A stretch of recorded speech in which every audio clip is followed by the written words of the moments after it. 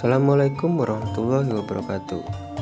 Selamat datang kembali di akun Chapter 22, di mana pembahasan di kali ini adalah sejarah Bapak Santoso Kartoatmojo sebagai Ketua Umum PSAT pertama dalam pembentukan organisasi.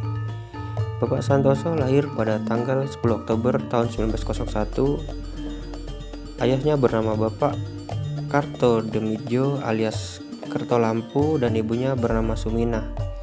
Kedua orang tua Bapak Santoso tinggal di Oroombo, Madiun. Bapak Kartodemidjo adalah merupakan saudara setiahati Ki Hajar Hardjoatomo dan menitipkannya untuk dilatih pencaksilat kepada Bapak Hardjoatomo. Setelah menamatkan di HIS Madiun, Bapak Santoso melanjutkan ke MTS di Surabaya, yang pada saat itu satu kelas dengan Bapak Muh Irsyad. Setelah lulus dari MTS, Bapak Santoso bekerja di perusahaan Marini Surabaya di PT PAL. Kemudian pindah bekerja di pabrik gula Rejo Agung Madiun.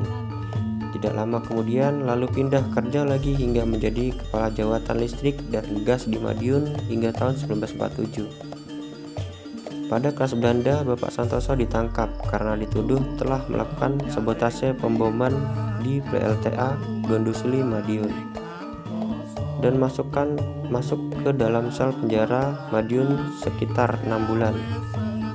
Bapak Santoso dalam penjara dan lalu dibebaskan. Setelah itu Bapak Santoso menjadi guru dengan mendirikan sekolah teknik 1 di Madiun untuk setingkat SMP.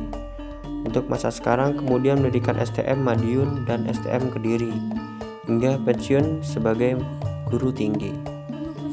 Sebelum Ki Hajar Hardjoatomo wafat, sempat mewasiatkan kepada Bapak Santoso yang isinya wasiatnya adalah sebagai berikut.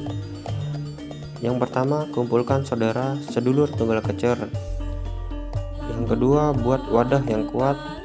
Yang ketiga, lestarikan ajaran saya.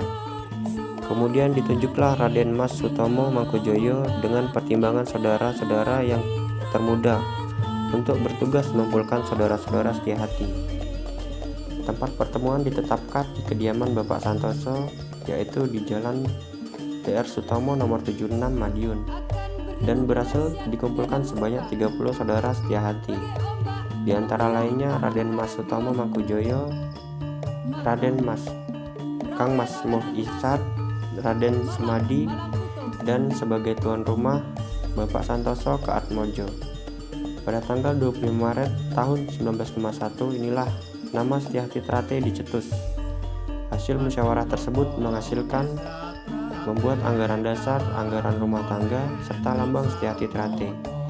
Terbentuknya susunan pengurus, yakni ketua Bapak Santoso, sekretaris Bapak Sumadji, bendara oleh Bapak Bambang Sudarsono, dan pelatih oleh Bapak Harjo Majud dan serta Bapak Badini.